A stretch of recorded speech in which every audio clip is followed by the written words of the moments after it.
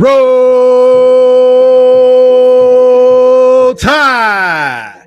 Remind me never to make fun of Saturday Night Live again in my life. I have been doing this show for 20 minutes, but I was not live at all. I feel like a buster. Hey, Alabama fans, Roll Tide, roll. You know how special you are to me. God bless you and God bless the Alabama Crimson Tide family as a whole. Thank you for joining me today, even though I am about 22 minutes late. Anyway, we're going to move on over, but let me not forget, the world is full of different people. And with that, we must welcome the semi-suckers peeking in my window. They can't keep their eyes on their own paper, but nevertheless, no, y'all come on in too. Bring your pen and your paper, because maybe your program will turn to a dynasty one day when it grows up. Thank you all for tuning in as well. Today we're talking about, we're going to take a deeper dive into the background of KALEN DEBOER, fall scrimmage news and notes. And man, as y'all saw in the intro, the Tide is loaded. Thank you again for joining me here on Tight Sports.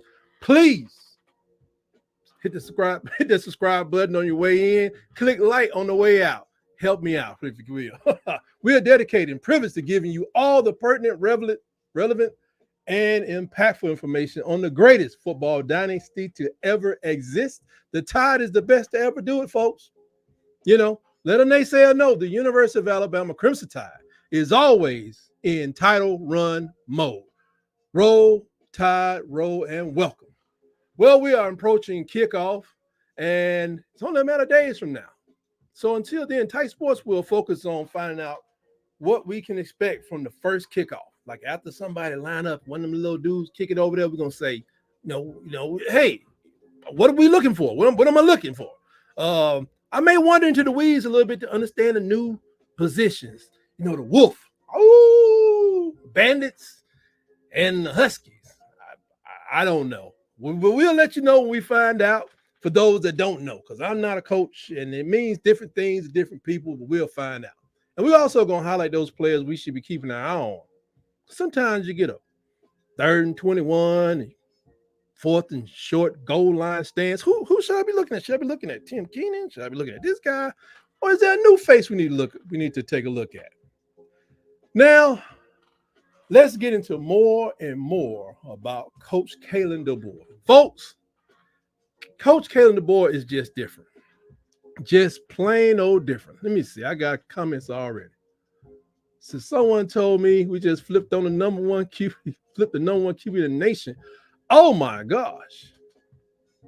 Somebody said we may have just flipped the number one QB in the nation. That's big news, folks. I'm not breaking it here. I'm just saying somebody posted, it could be random, but whatever it is, that's good to know. I'll take it. But Coach KALEN DEBOER is just there. He's built different. Saban is famous for epic butt chewings, and I can't imagine who Nick Saban would go to for counsel at this level. Maybe he did back in 2007 or when he was at LSU or Michigan State. I just don't know who he would talk to at our job. And Sabans and nuts like myself are usually intentionally kept separate and on purpose and with good reason. On the other hand, Coach KALEN DEBOER, in this environment of NIL, he appears to have things. He has what it takes to be successful, but because he's flexible, seems to be more open in this era. I mean, everything's open. I mean, you're in the public, you can be in a public position, but when you're the Alabama Crimson Tide, I mean, things are wide open. There's a lot of people. There was a story that he was driving down the street. People saw that it was him at a red light. He had 150 people surrounding his car. He got away safely, it turned green, but that was just like, ooh, that's how real it is to be the coach of Alabama. But outside of coaching, hiring, and recruiting, he appears to be more personable. Not to say that the GOAT was not personable. Personable may be an understatement when it comes to Coach KALEN DEBOER. It's like he interacts with fans on another level, and he doesn't seem to shy away from fringe fanatics. At one youth camp, it was reported that he took 800 individual photos. Now, that's not a sign of success, but can you imagine for a second? Can you imagine Coach Saban like, yeah, you next? 800, I mean, come on, 800 Do you know how long that take? Now, take this from me. I got experience with this because I was the Easter Bunny, okay? I was the Easter Bunny at a mall. And I didn't take no 800 photos. And yes, I was hot and sweating inside that suit. And yes, I was a nightmare, disastrous bunny, pink, sometimes white, and it was 10 feet tall. But that's a lot of photos. And I don't think we cleared more than like 50 photos a day. So that's just a lot. And not to say that, this won't change for Coach DeBoer. Like, if you win a couple of titles, you out there balling. Or what if you lose a couple of critical matchups? I don't think you want to be hanging around at Birds and Coast Factory just all willy-nilly. I mean, just the things cool down, till you win another championship or play for a national title or something. Another thing, Kalen DeBoer was not afraid of having Nick Saban on campus. A lot of people thought, it's going to be the classic power struggle. We always hear about it at your job. People in the military told me about it. I've seen it in corporate America, and sometimes at your local burger shop. Like, you need to go do them fries. I ain't working no fries. I ain't on the fries. I'm on register 3 today, and I got put on register 3. You can take your fries, stick them up your nose. You know what I'm talking about. There's plenty of videos out there about it. But the boy said on day one, the best in the business who's ever done it. That's what Nick Saban is to him. I'm going to ask him if he shows up and gives me at least one thing he sees that we can get better at. What they do that at? It's called humility, people. And add this on that it's not the first time we've seen this, but some of his former players from way back in Sioux Falls, they saying that he does not swear at or demean players. Now, when Tony Dungy first came out with that, they said, well, yeah, of course he don't. A friend of mine who played for Dungy said he got these other people on the team do that, but it's still limited. You got to count it. You can't be just screaming profanities all over Coach Tony Dungy's field. So it's interesting because this program has come a long way, going back to the days of Bear Bryant. One player describing playing for Bear Bryant, and when he would just start in the middle of practice, he start climbing down from his observation tower. You kind of clinch up. You clinch up, especially if he hadn't called your name. If he called your name and said Davis, and then he came down, that guy, he's gonna have it rough, but he gonna pay the price. But if he comes down and he got on you while you was just for something, that guy may not even be on the team in a week, or they may move him over to third string golf or something. Just let him sit over there because we don't know if we need him right now. And we already know how you got Saban got his classic butt chewings, but now you have humility, the era of a kinder, gentler coaching style. We'll see how it goes. I'm all with it for now. But please note also that this is not Kalen DeBoer's first time following a great coach. Now, not too many people get to follow the greatest coach of all time, but he's followed a great coach before. As a person that grew up in Tuskegee, Alabama, we played some pretty serious football on Division II level. Pretty serious. And so serious that if you was a coach that wasn't losing, that wasn't winning, or wasn't even respectable, you had to, it was hard walking around a little small Alabama town. So I understand the people at the people of Sioux Falls, South Dakota, when they say that the late Bob Young was their Nick Saban. Yeah. Coach Young coached at the university, the late Coach Young coached at the University of Sioux Falls from 83 to 04. Now, it might have been 93 to 04. But either way, he compiled a record of 172 wins, 69 losses, and 3 ties, 13 conference championships, and 1 NAIA titles, national title. Now, there are a few, SEC squads. I ain't going to mention their name, the schools. I'll just say the mascots. The Commodores, the Wildcats, and the Gamecocks would love to have 13 conference championships and a national title. I think. Call them and see. They'll take that tomorrow. Moving on. After taking over for Coach Young, of course, Coach DeBoer went on to win 3 additional NAIA titles. And he did that by going 14-0, 14-0, 15-0 in 2006, 8, and 9, respectively. Now, I just hope we can experience the same type of production at Alabama. So, shout out to you, Sharpshooters Podcast. What up, Sharpshooter Podcast? They do great work over there. Check them guys out. I just hope we can get the same production.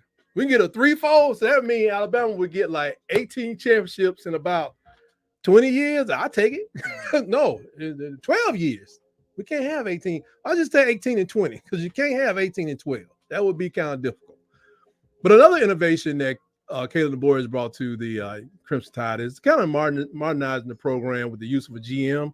Courtney Morgan, who was with DeBoer in Washington for 2 years, he's at Alabama now. He worked at Michigan prior to being in Washington, where he played offensive line, and he's the guy.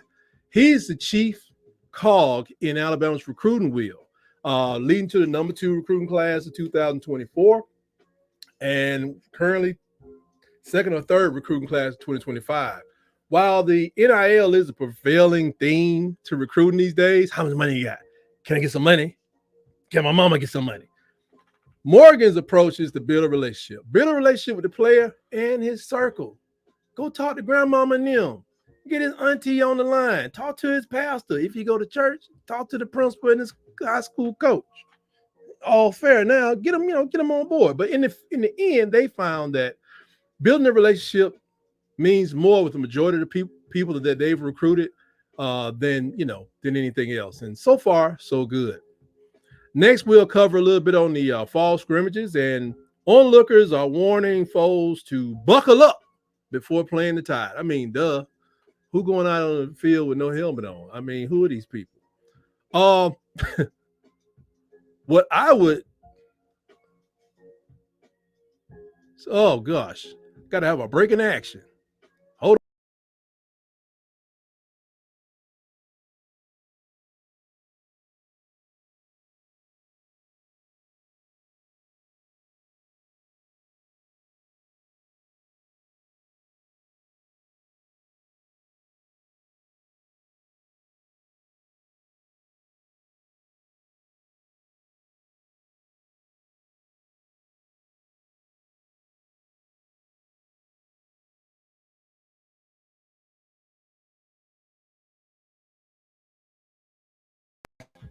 Anyway, hey, your boy didn't have his computer plugged in. I am stupid. Anyway, after talking to observers, reporter Nick Kelly, he said that the defensive physicality was not for the faint of heart.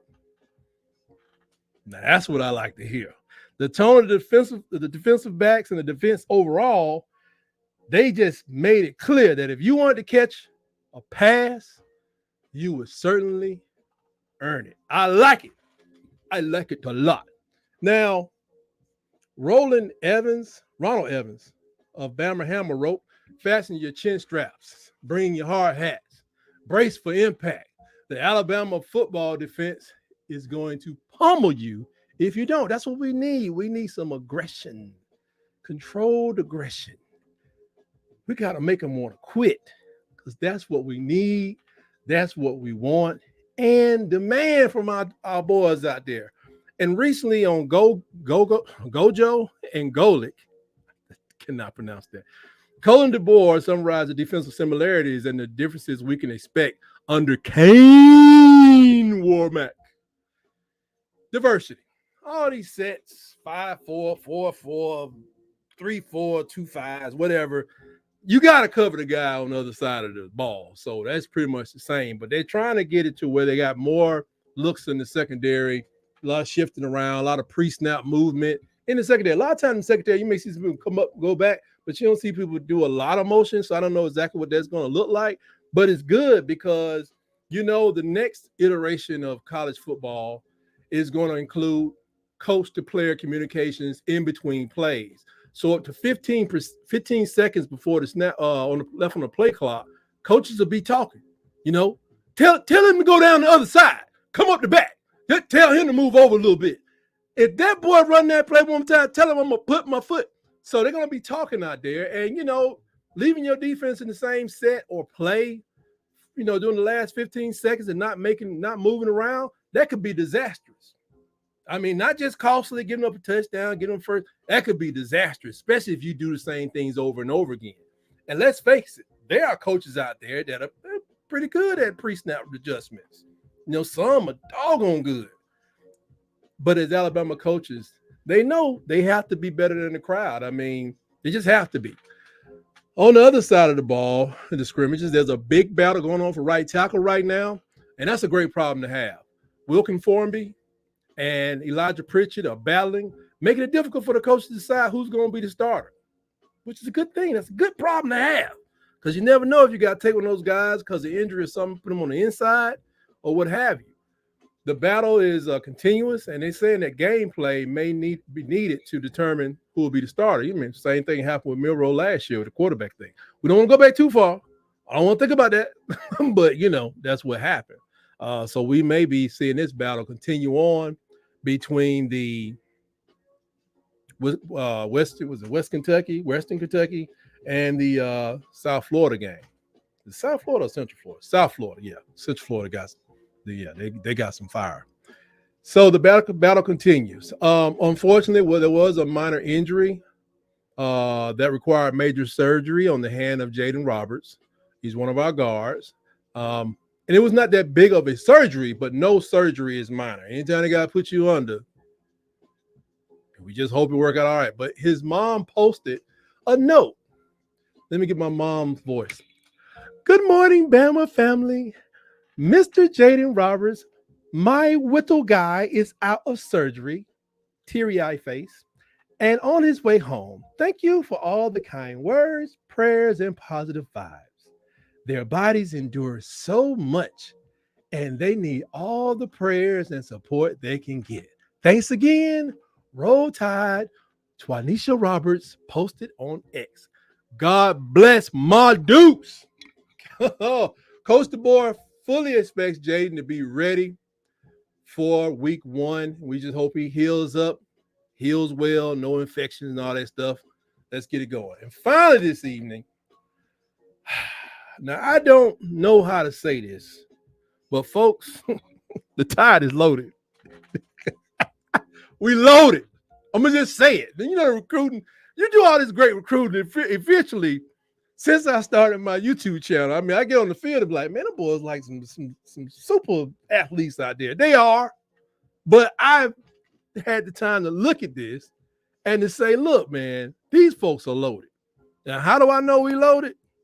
This is how I know we loaded. Look at this. Look at this. Look at this. These are 4 members of the Sporting News preseason All-American team. Tyler Booker, Malachi Moore, second team. Tyler Booker, second team. What? We're going to fix that by the end of the season. First team, Parker Brailsford. That's a transfer from Washington. He's going to be our starting center if everything holds. And he got another transfer. May not mean something to somebody, but it means something to me. Graham Nicholson. He's the kicker this year. Huh? He won the award last year. More on that later. Or in a few slides, really. Then we got the Lombardi guy. Oh, man, we got, what's this? Tyler Booker, Jaden Roberts, Parker Brailsford, 3 linemen up for the Lombardi. And my favorite to bring it home, Deontay Lawson. Deontay Lawson. Uh-oh, who is this? The Uniteds, Golden Arm, Watch List, Archie Manning. What the Manning Award watch list? That ain't Jalen Milroe, is it? Jalen Milroe, who some folks talking about he gonna get benched during the season. Jalen Milroe, who they say is a glorified running back. What? It can't be Jalen is on that's a quarterback award. It's an award that's for consideration for the quarterback who best exemplifies character, scholarship, and athletic achievement. Sounds like Jalen to me. These people be killing me. The Bednarik Award. The Bednarik Award is for the best defensive player of the year. On that watch list right now, of course, Mal Moore and Deontay Lawson. Should it be anybody else? I mean, who else on the list? Who else ready to lose? It's a battle between them two. The John Mackey Award. CJ made the list. Most outstanding tight end award. He's on the watch list. Let's make it happen. And I have heard that we're going to be using the tight end, thank God, a lot more under KALEN DEBOER. Running game is quarterback's best friend. A tight end is like his comfort blanket. It's like a whoopee. It's like, it's like I hand it off, pop it over there. Or pop it down there, down the seam, be wide open. I love it. Who else we got? Parker Bradsford again. Transfer on the watch list for the Remington Award. Remington Award for the best center. We've had the best center before, Remington Award winner. We had that before. He's coming in with accolades. Who's next? Is that Jalen Milroe? Jalen Milroe must be up for the what? He's up for the Davey O'Brien Award, the National Quarterback Award for the best overall quarterback in college football. Why would they put a glorified running back on this watch list? That's crazy. These people must be silly or something. Is that 3 awards that he's on? 3? That's 3 watch lists for our quarterback. That's amazing. Walter Camp watch list. Malachi Moore, Jalen Milroe. What is Walter Camp? What is that about? It's the annual Football Player of the Year award for Jalen Milroe. Man, what somebody called him? What did the dude say he called him mildew? Just disrespectful. His mama didn't name him that. Doak Walker Award. What? Jam Miller and Justice Haynes, our 1A and 1B, are up for the Doak Walker Award? That's crazy. That watch list is for football players with outstanding performance on the field, as well in the community and classroom. That's right, folks. Both of them on the list. Both our running backs on the list. Let's make it happen. I wonder if they can split that award down the middle or something like that. Next. What is that? This is truly an embarrassment of riches. Graham Nicholson is back to earn his next Lou Groza Award. He won it last year, folks, at another school. Now he come down here, probably about to win it again. Who we got next? Ray Guy. Now, if you don't know what Ray Guy is, he's a punter, but he's like a super punter. I think he's the only punter in the NFL Hall of Fame. James Burnham. Time to put in some more work, son. Let's get it done. Who we got next? The Werfel Trophy. What is the Werfel? Is that after Danny Werfel? Danny Werfel was a quarterback. This is given to the player who combines exemplary community service, athletic, and academic achievement. Okay, we can do that. Tim, can you handle that? Tim Keenan III, he's on that watch list. That is crazy. This is embarrassing. Oh, but it's not over. Jim, of course, the Jim Thorpe Award. The best DB in the country. Of course, the Malachi boys on that thing, man. That's bad, man. Please. What's next? We got we got the Lot Impact Trophy watch list. Google Ronnie Lott, put your mouthpiece in and hit play. That's all I got to say. Deontay Lawson, Mal Moore are on that list. Walter Camp, preseason All-America. Okay, we got that. Okay, this makes more sense because you're dealing with, so they got it right on this one. They switched it around a little bit, but this is more respectful. They got different players in the other watch list. And who else we got next? I think I left the Buckets Award out. That was Jahad Campbell, and that was Deontay Campbell. I mean, this is embarrassing, folks. We loaded. I mean, if you put it together, we are pretty loaded. And another one I think I left off was I left several off. Jeez, I got to get it together. I left off one that I want to highlight, and I wish I put the picture on here, but it was for the Patrick Manelli Award. Now, if you've never heard of that, well, they have a website, And I want to read to you what they said this award is all about. Because our own Nealon Hibbett is on the watch list for this award. I quote, and this will be overly dramatic. We live in the age of the superstar, the big gun, the first pick, the franchise player. But the more we come to understand the game of football, the more we learn to revere the guy who sets every field goal, extra point, and punt in motion, including nail-biting field goals that make or break games, seasons, and sometimes even careers. It's time to show some love for the long snapper. Long snappers don't make the cover of the program. They're rarely asked to sign autographs. You don't typically see them being interviewed before the game, but long snappers aren't driven by these things. Quiet, selfless, focused, and courageous. The long snapper is content to trade conventional stardom for the opportunity to do one job very well. The spirit of the long snapper lives not just on the football field, you see, but out in the real world as well. The nurse who hands the right instrument to the surgeon is a long snapper. The legal professional who works late in the night doing the research and uncovers the precedent that wins the case is a long snapper. Anyone who toils in quiet dedication to the greater good is a long snapper. No matter what you do, when you do it with excellence in the face of great pressure, you are a long snapper. The Patrick Manelli Award, presented by Zebra Technologies, is a vehicle through which football's unsung workhorses can finally bask in the warm glow of appreciation. Now we celebrate the best long snappers in college football, and in doing so, we honor the best, we honor the long snapper in all of us. They are serious folks. As I close quote, they are serious by these long snappers. But it just makes me want to just get up and just put on my hard hat and run through somebody. Oh, boys, are you busy?